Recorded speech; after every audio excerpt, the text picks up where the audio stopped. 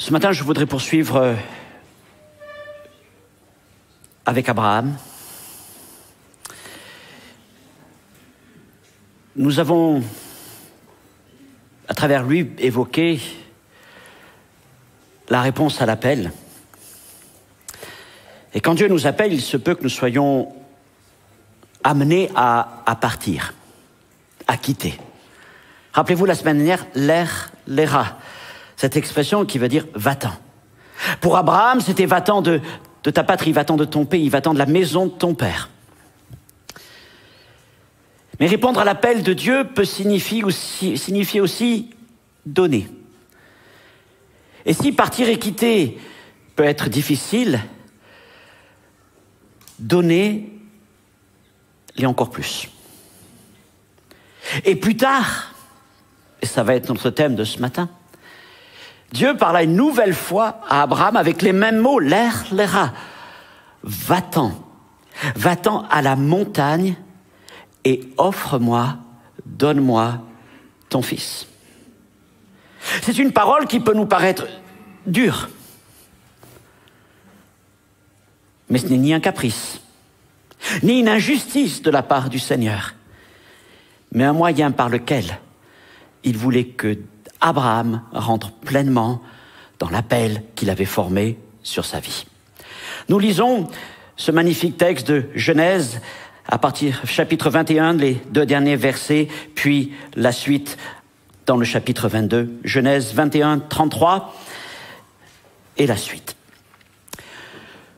Abraham planta des tamaris à Beersheba. Et là, il invoqua le nom de l'Éternel, Dieu de l'éternité. Et Abraham séjourna longtemps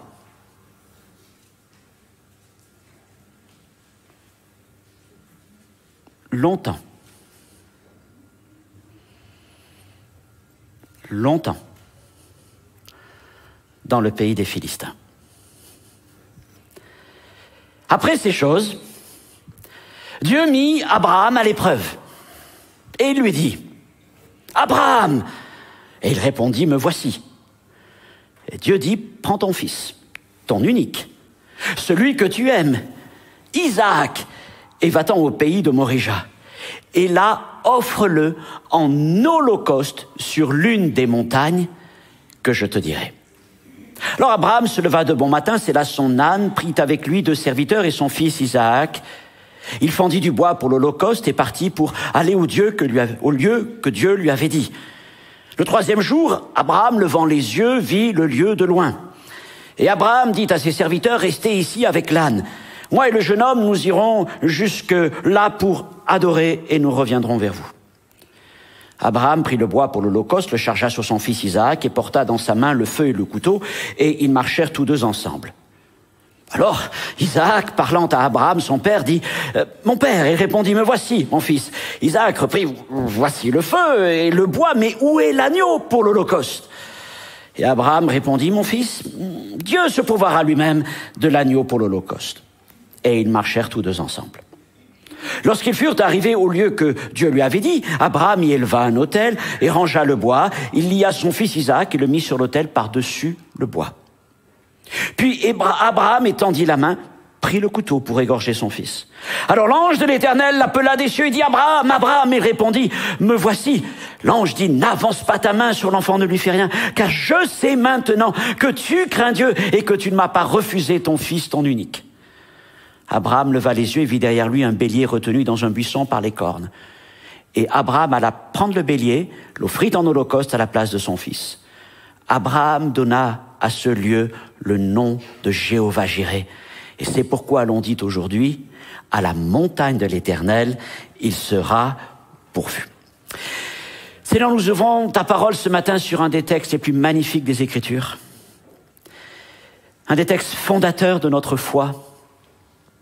Et Seigneur, je prie pour que tu m'accordes la grâce de prêcher bien au-delà de tout ce que j'ai pu préparer devant toi, mais de prêcher avec tes mots, de prêcher, Seigneur, avec ton esprit, afin, Seigneur, que ces mots deviennent des semences de vie en nous.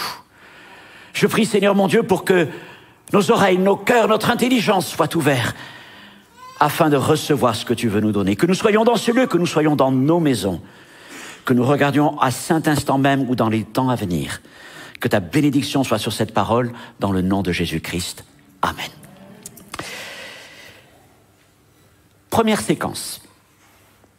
Au pays des Tamaris. Tout va le mieux pour Abraham.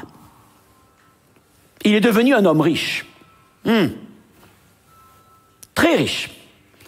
Et respecté de tous. Il est en paix avec ses voisins et les conflits familiaux avec Lot ou entre sa femme, Sarah et Agar sont maintenant loin derrière lui. Et surtout, chaque jour, eh bien, il prend plaisir à voir grandir Isaac, son fils. C'est un homme comblé, hein. Et Abraham savoure la vie. Et lui, le nomade, a planté des tamaris. Planter un arbre, n'est-ce pas tout un symbole pour un nomade? Et sous ces tamaris, alors qu'il pousse, il va y trouver ombre et fraîcheur. Et pour lui, la vie s'écoule paisiblement. Et il est écrit qu'il resta longtemps dans cette contrée, aussi longtemps qu'il faut un tamaris pour pousser. Rassurons-nous, il n'a pas oublié Dieu. D'ailleurs, n'est-il pas écrit qu'il invoque le Dieu d'éternité, El Olam, comme nous l'avons fait dans le premier chant, tu es le Dieu d'éternité. Comme si déjà Abraham était prêt à rentrer dans l'éternité. El Olam. Mes frères et sœurs, peut-être vous retrouvez-vous dans cette situation, ou en tout cas aspirez-vous à l'atteindre un jour prochain, vivre dans un lieu agréable, en paix avec la vie, profitant de vos biens, de votre famille, sans oublier bien sûr de célébrer le Dieu d'éternité. Tout va bien pour Abraham, tout va très bien pour lui. Peut-être que tout va très bien pour vous aussi, et que vous vous retrouvez plus ou moins dans cette situation. À ces détails près, en tout cas pour Abraham, c'est que pendant toutes ces années durant lesquelles ces tamaris sont poussés, Dieu ne lui a pas adressé la parole. Et que c'est dans le pays des Philistins qu'il a trouvé ce bonheur. Deuxième séquence. Après ces choses, pendant le long temps durant lequel Abraham demeure sous ces tamaris qui poussent et qui poussent,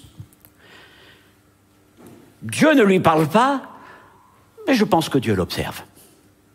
Et dans sa grâce, il le laisse jouir de ces choses de la vie. Puis, il vient un jour où Dieu estime qu'il faut aller au-delà de ces choses, après ces choses. Et déjà, nous sentons que Dieu s'apprête à interrompre cette saison agréable de la vie d'Abraham. En effet, Dieu vient le rencontrer pour le mettre à l'épreuve. Et il l'appelle. Abraham! Cela fait donc longtemps qu'Abraham n'a pas entendu Dieu lui parler, Dieu l'appeler. Or, même s'il profite pleinement de la vie qui s'offre à lui, Abraham reste malgré tout l'homme de foi, l'ami de Dieu, et il reconnaît la voix du Seigneur. Et immédiatement, il lui répond « Me voici », même s'il comprend bien que, en répondant « Me voici », ça sera la fin de cette saison de tranquillité. Nous avons parlé d'Abraham, mais nous pourrions parler de vous. Ce matin, je m'adresse à vous, mes frères et sœurs, qui marchez avec le Seigneur depuis longtemps.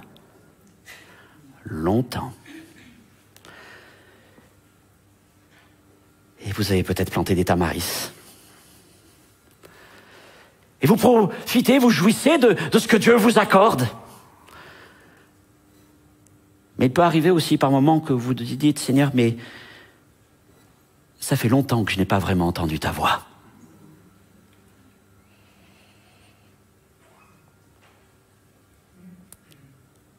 Ça ne veut pas dire que Dieu s'est retiré, Dieu vous observe. Et ça ne veut pas dire que ne viendra pas le moment où Dieu vous appelle encore par votre prénom. Serons-nous alors capables de répondre comme Abraham, me voici, en comprenant bien que ça sera peut-être la fin de cette saison de jouissance. Et que ça nous risque de nous amener dans bien des bouleversements et des tracas. Pour Abraham, le temps est donc venu d'être mis à l'épreuve par le Seigneur. En effet, Dieu n'a pas appelé Abraham dur en Chaldée, ne lui a pas fait faire tout ce long voyage jusque dans le pays de Canaan pour jouir tranquillement de la vie sous des tamaris. Et en plus dans le pays des Philistins. Mais son appel est d'être une source de bénédiction pour les nations, n'est-ce pas? Or, jusqu'à présent, c'est plutôt lui qui a été béni. Béni par Dieu, béni par Pharaon, béni par Melchisédek, béni par le roi de Guérar. Enfin, je vous renvoie à la parole de Dieu et à toutes ces rencontres qu'il a fait de tous ces hommes qui l'ont béni au fur et à mesure. Mais je pose cette question, et lui, qui a-t-il béni?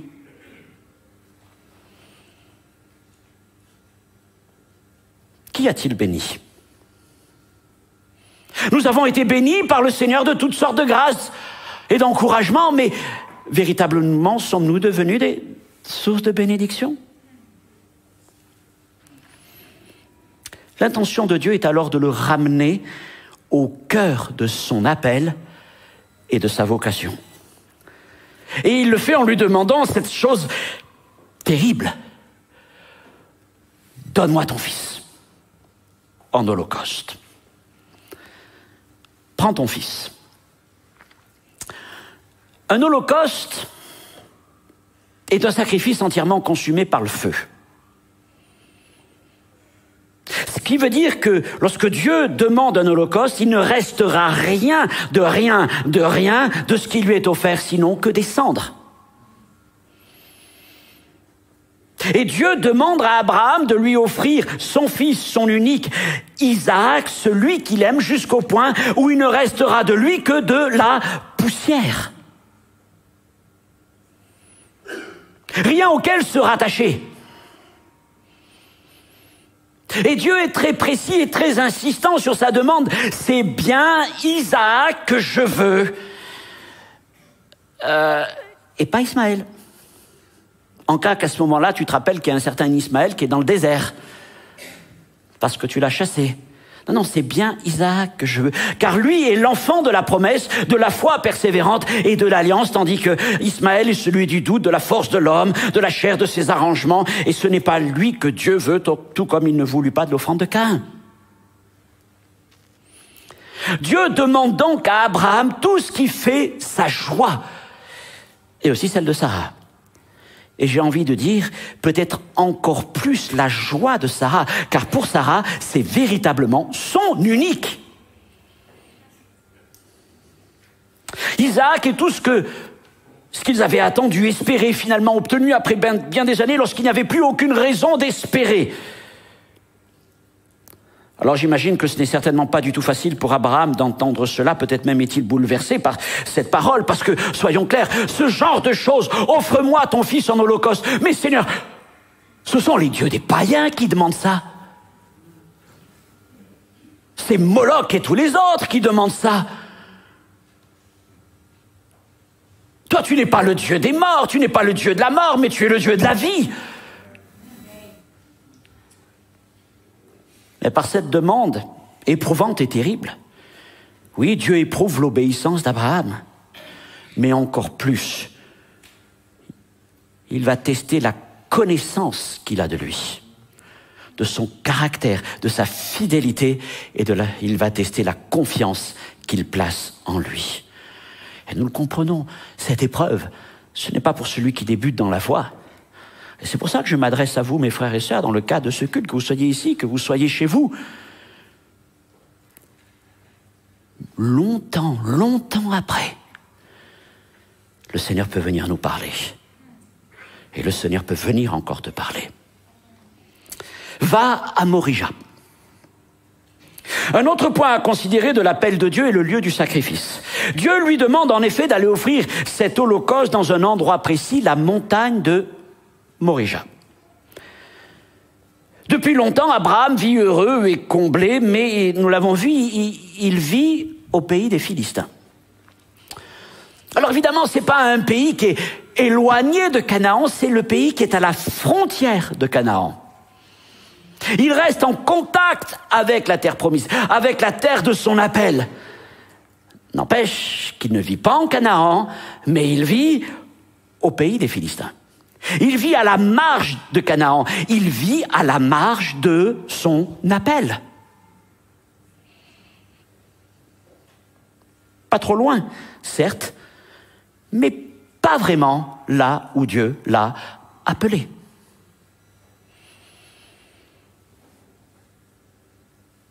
Pour ce qui nous concerne, je ne suis pas en train de parler de géographie, mais de lieux spirituels. Peut-être que pour certains, c'est de la géographie. À vous de savoir où vous en êtes avec le Seigneur, bien sûr. En l'appelant à Morija, Dieu lui donne un rendez-vous au cœur de son appel. Puisqu'aujourd'hui, sur la colline de Morija s'élève une ville qui s'appelle Jérusalem. Dieu le ramène donc du pays des Philistins qui était juste en marge de Canaan, il le ramène au centre de son appel, au cœur de Canaan, dans un endroit, Morija, qui signifie le choix de l'Éternel. C'est mon choix, c'est mon appel, c'est le lieu de ton appel, c'est le lieu là où je veux t'envoyer, t'amener, nous dit le Seigneur. Et peut-être qu'aujourd'hui, Dieu te dit, c'est bien, tu as bien profité de la vie, tu as bien joui de toutes mes bénédictions, là au pays des Philistins, en marge de ton appel, mais aujourd'hui, écoute-moi, je veux te ramener à Morija. Au lieu que j'ai choisi pour toi, que ce soit un lieu géographique, spirituel, professionnel, ou autre chose. Mais soyons clairs, à Morija, pas de puits, pas de tamaris, pas d'ombrage, pas de bon parfum, pas de fraîcheur, mais une colline caillouteuse, désertique, poussiéreuse, exposée à la chaleur du soleil et sans ombrage. David lui donne un nom, c'est la colline de Sion. Ah, magnifique Sion.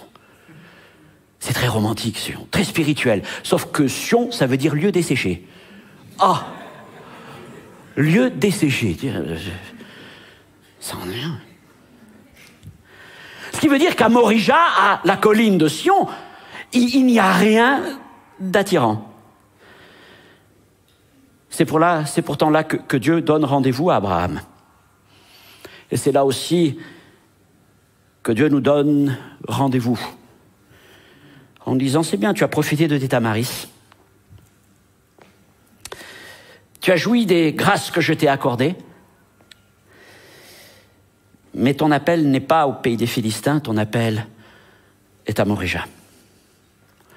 Et je veux que tu retournes au cœur de ton appel, de ta vocation. Tant que tu restes sous tes tamaris, Dieu ne te parlera plus. Il observera.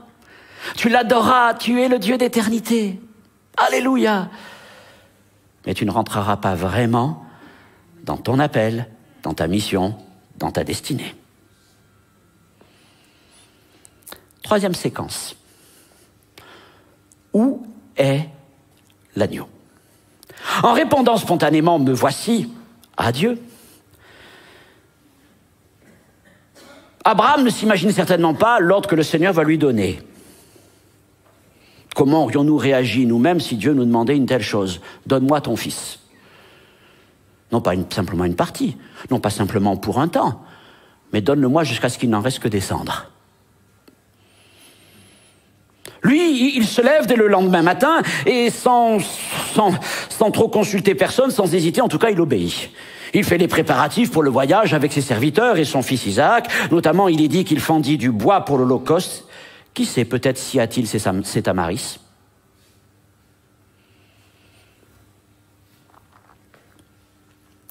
Néanmoins, personne n'est au courant de la véritable raison du voyage.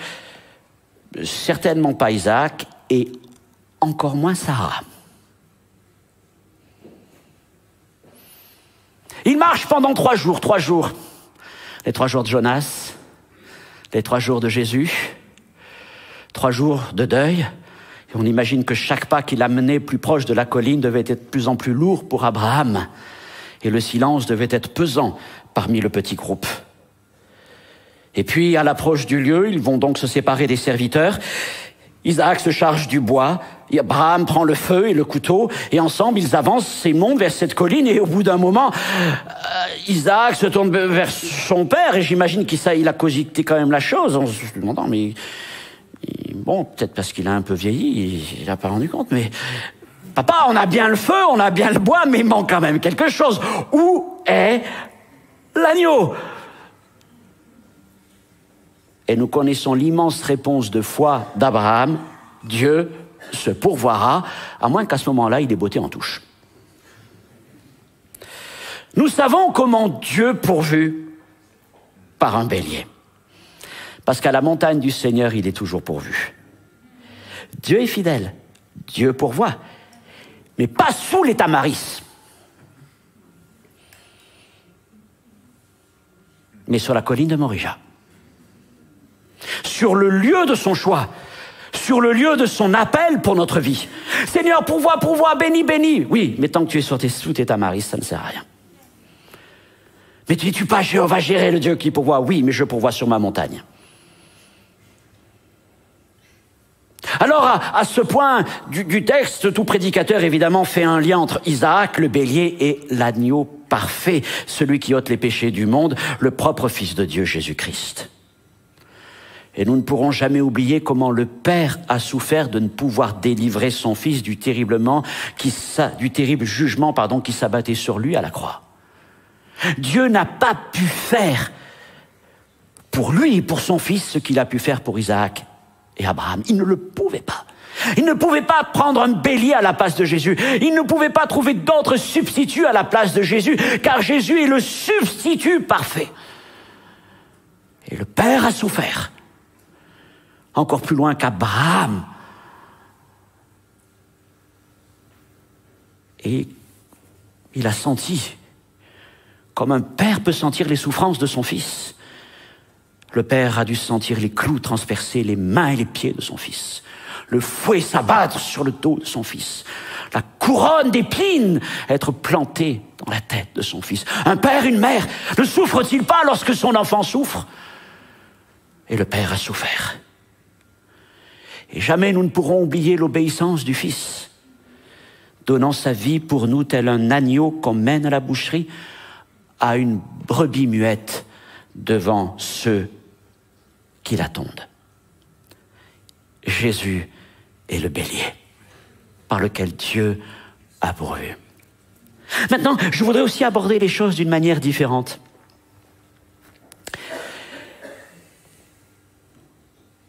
Et si Dieu nous demandait de lui offrir notre Isaac?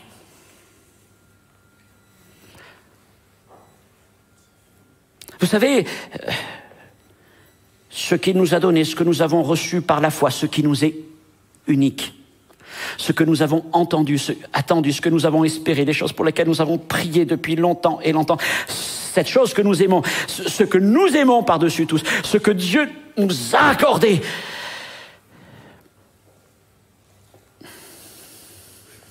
Et si le Seigneur nous demande de lui offrir notre Isaac? Pas simplement pour un temps, pas simplement une partie de notre Isaac, mais jusqu'au cendre. Pour reprendre notre témoignage juste sur un point de la semaine dernière, je disais qu'après avoir quitté Paris, nous nous sommes retrouvés donc au port du pays Amish, en Pennsylvanie, entourés de prés, de verdure, aucune vue de métro, rien de ce qui faisait notre vie jusque-là. Et pendant 7 mois, le Seigneur a voulu que je ne prêche à aucun dimanche. Pendant 7 mois. Pour un prédicateur qui était habitué à prêcher 3 à 4 fois le week-end, c'était rude. Je vous ai dit qu'au début, je comptais les dimanches. Et voilà qu'un jour, c'était encore au début, un des pasteurs prêche sur ce texte, et c'est là qu'il dit « Et si maintenant, le Seigneur te demandait de lui offrir vraiment ton Isaac. C'est pas simplement de penser à Jésus, mais de penser à ton Isaac. Et là, cette idée m'a traversé en disant, Seigneur, ai-je amené, en répondant à ton appel, mon ministère comme un Isaac?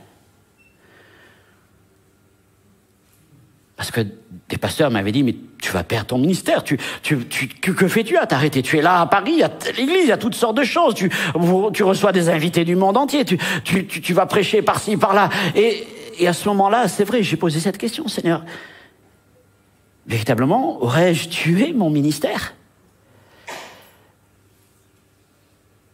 Et j'ai découvert aussi que le Seigneur est celui qui est fidèle. Mais cette expérience a été bonne pour me rappeler que ma relation avec Dieu ne dépendait pas simplement de ce que je faisais, ou même de mon Isaac, mais de cette intimité, et de cette foi, et de cette confiance. Isaac porte le bois, Abraham le feu. Isaac interroge son père, où est l'agneau? Aujourd'hui, mes frères et sœurs, c'est une autre question que nous devons nous poser. Nous avons le bois. S'il le faut, coupons nos tamaris. Nous avons l'agneau, Jésus.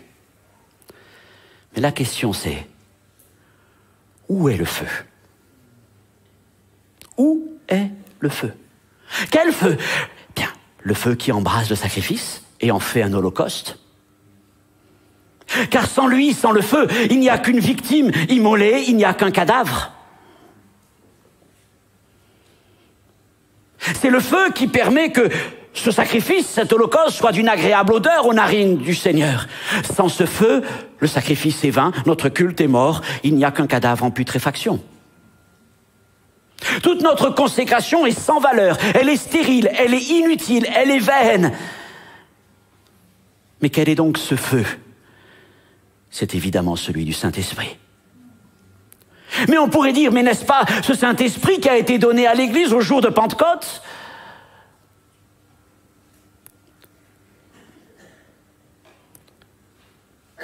Et le Seigneur avait dit à Aaron, chaque jour tu entretiendras les lampes du candélabre. Et chaque jour, vous prendrez de cette huile fraîche, pure, et vous alimenterez les lampes du candélabre. Avons-nous entretenu, avons-nous pris soin de ce feu? Bien sûr, nous ne voulons pas prendre le risque d'amener un feu étranger. Nous savons que ce n'est pas la volonté de Dieu, surtout pas. Notre devoir est de l'entretenir afin qu'il brûle continuellement. Regardons même ceux qui étaient là au jour de Pentecôte à Jérusalem, ces 120 qui étaient réunis dans la chambre haute. Quelle merveilleuse expérience ils ont vécue. Y a-t-il eu débordement plus extraordinaire que ce moment où le Saint-Esprit descend du ciel et est répandu sur les siens à Jérusalem? Des langues de feu se sont posées sur eux et ils chantaient les louanges de l'Éternel.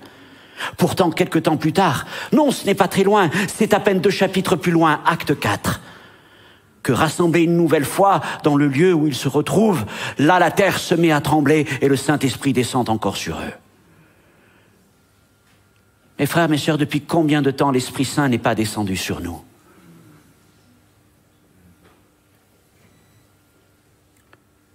Je parle de moi personnellement. Et je parle aussi de nos églises. Depuis combien de temps, véritablement, le feu de l'Esprit, le tremblement de l'Esprit, n'est pas venu au milieu de nous? Et ce que je crains, c'est que si nous ne prenons pas garde à cela, nous finissions par apporter des cadavres au Seigneur. Des choses qui sont sans valeur. Nous pourrions apporter au Seigneur tous les holocaustes que nous voulions, lui consacrer tout ce que nous pouvons lui consacrer. Mais s'il n'y a pas le feu de l'Esprit pour les embraser, ça ne sert à rien. C'est un culte inutile. Mes frères et sœurs, où est le feu? Où est son esprit au milieu de nous. Et nous avons besoin de cela dans notre vie personnelle, comme dans notre vie d'église. Dieu veut nous ramener au cœur de son appel.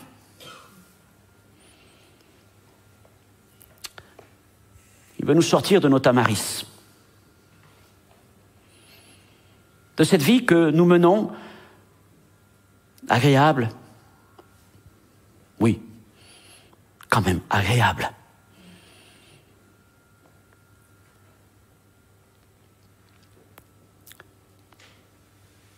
Pour nous ramener au cœur de notre appel. Jusque-là, nous avons été bénis. Mais qui avons-nous bénis? Nous avons besoin de retourner au cœur de cet appel, au cœur de l'appel de Dieu pour notre vie. Il nous rappelle à Moréja.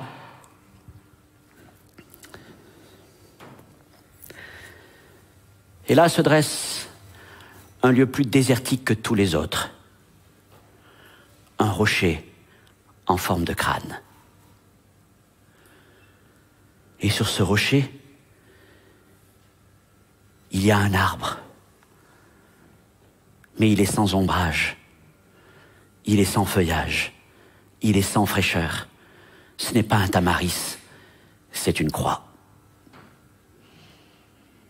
Et Jésus n'a pas choisi les tamaris, mais il a répondu à l'appel de Dieu. Il est monté sur le rocher du Golgotha pour aller sur cet arbre. Et le Seigneur nous dit, c'est là aussi qu'est ton appel. Et c'est là, mes frères et sœurs, que nous avons certainement besoin de revenir avant toute autre chose. Avant même de parler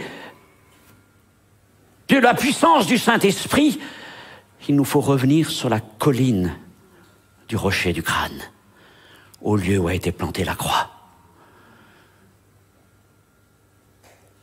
Avez-vous visité Golgotha ces derniers temps?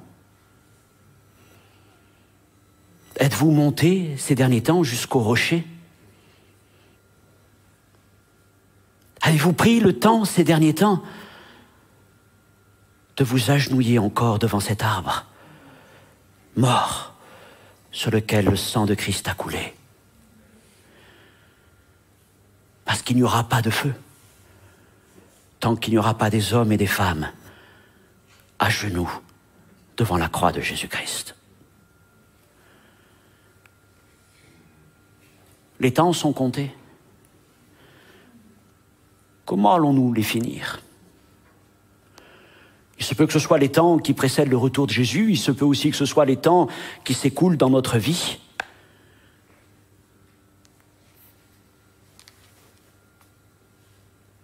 Je remercie le Seigneur pour tous les tamaris qu'il nous accorde, pour les Isaacs qu'il nous donne, pour la paix qu'il nous donne. Mais je prie que cela ne m'empêche jamais de retourner sur ce rocher, parce que c'est là qu'est la vraie vie. C'est là que mon Sauveur, mon Jésus, a donné sa vie pour moi. C'est là que l'eau et le sang ont coulé pour moi.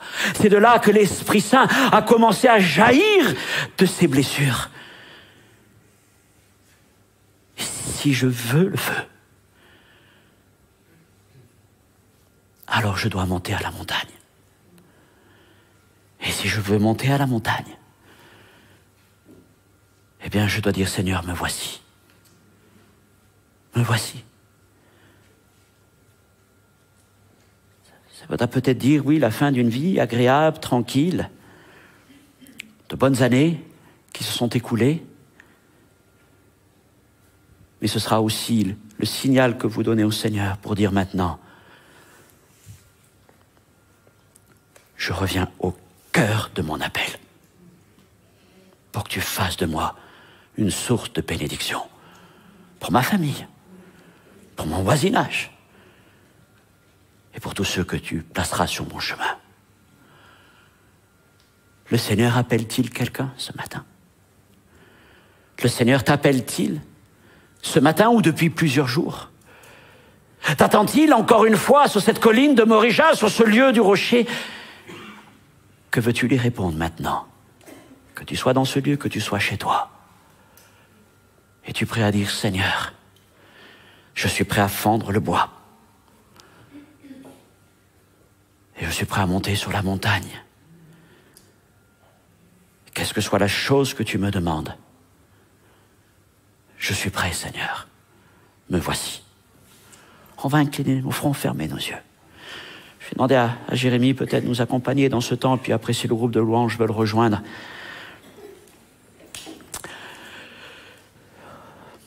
Allons laisser l'Esprit de Dieu travailler nos cœurs, nos vies, parce qu'il nous connaît mieux et sa parole est plus précieuse que tous les mots que je pourrais trouver. Je prie le Seigneur de me donner d'être son porte-parole ce matin. Je ne veux pas que ce message soit un message d'accablement, de condamnation, de jugement sur... Ça ne m'intéresse pas de faire ça, ça ne mène à rien. Je ne veux pas trouver cette jouissance du prédicateur qui s'acharne sur les chrétiens en disant ceci ou cela. C'est absolument pas ce que je cherche. Mais ce que je veux, ce que j'aspire, ce que je demande au Seigneur, c'est qu'il puisse nous parler. Qu'il puisse nous parler.